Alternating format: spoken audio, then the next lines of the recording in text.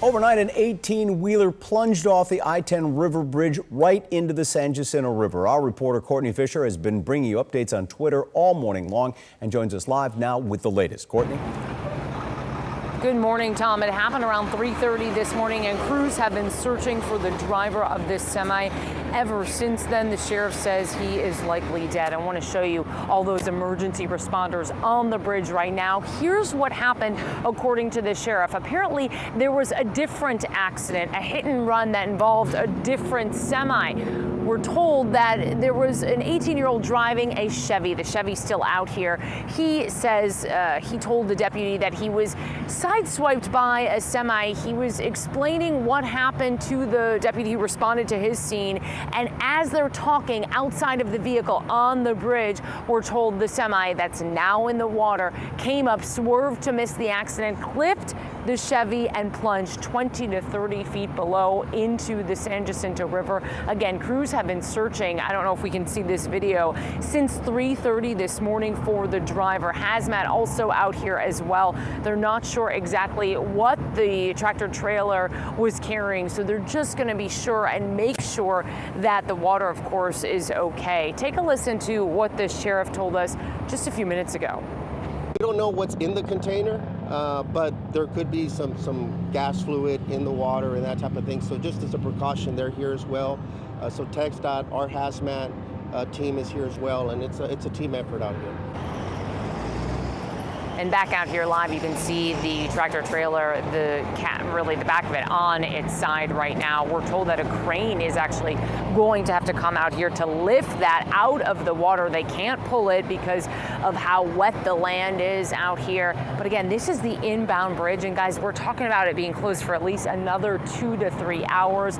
The backup spans miles. So if you're coming into the city from Baytown, this is going to be a problem for you. Catherine Willey has been going over alternate routes all morning long. We'll keep you posted on the search and recovery efforts for the driver. For now, reporting Courtney Fisher, ABC 13 Eyewitness News.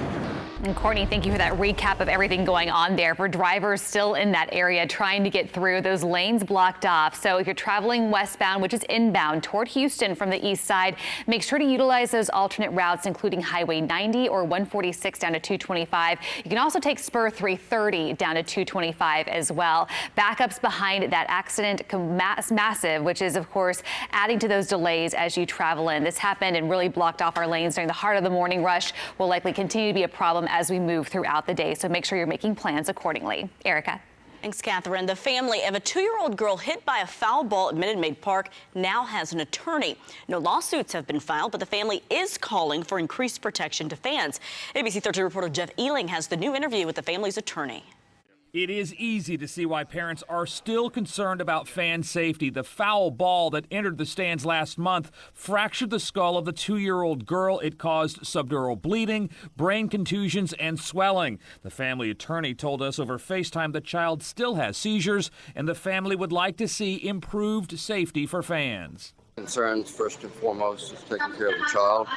They would like to see steps taken to protect fans. The images from April so disturbing, some fans changed their seat selection because of the incident. We bought our tickets right after we heard that story, so definitely we were going to get a little more expensive tickets, and I decided, he might not pay attention to every pitch, and just to be safe, let's just get on in the outfield. Some teams are extending the protective netting from foul pole to foul pole, including both the Chicago White Sox and Washington Nationals. But some fans say that takes away from the game day experience. Part of the fun and part of the excitement for us is we can see both of my kids have their baseball gloves, and we go down and we watch batting practice and trying to catch some of the foul balls and where we sit.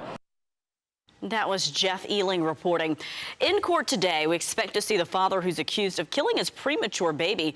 10-week-old Jasmine suffered more than 90 fractures, including a cracked skull. She died just days after being released from the hospital. 24-year-old Jason Robin is charged with murder. Jasmine's mother, 21-year-old Catherine White, is charged with injury to a child by omission. She's now out on bond. This morning, Houston police released these photos of a man wanted for stealing $20,000 worth of laptops from two businesses.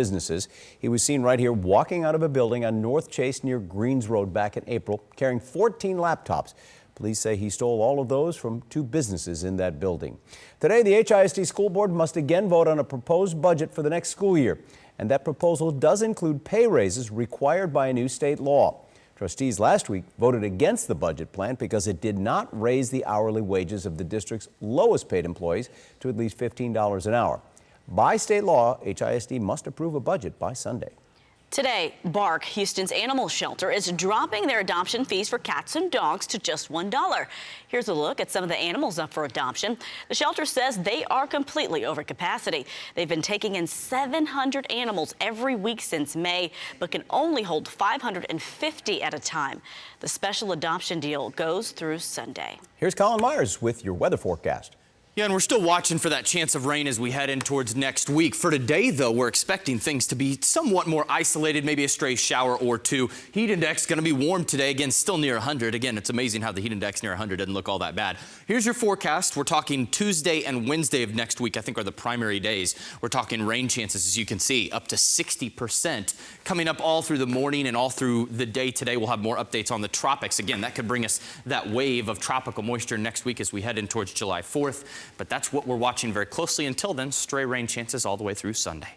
And of course, the big closure and big headline in traffic is the shutdown of I-10 East inbound right at the San Jacinto River, where that truck, the tractor trailer, plunged off the bridge at the San Jacinto River. So there is a total closure there, which we've been following for you all morning long, continuing to be a problem as we head throughout the day. So your best alternates, Highway 90 or 146 over to 225. And here is a look at what traffic looks like. This is what the problem has been this morning. It's just so much traffic stacked up behind that closure. So make sure to utilize those different routes to get through. All right, that's the news for this morning. Much more coming your way at 7:23. Have a good day.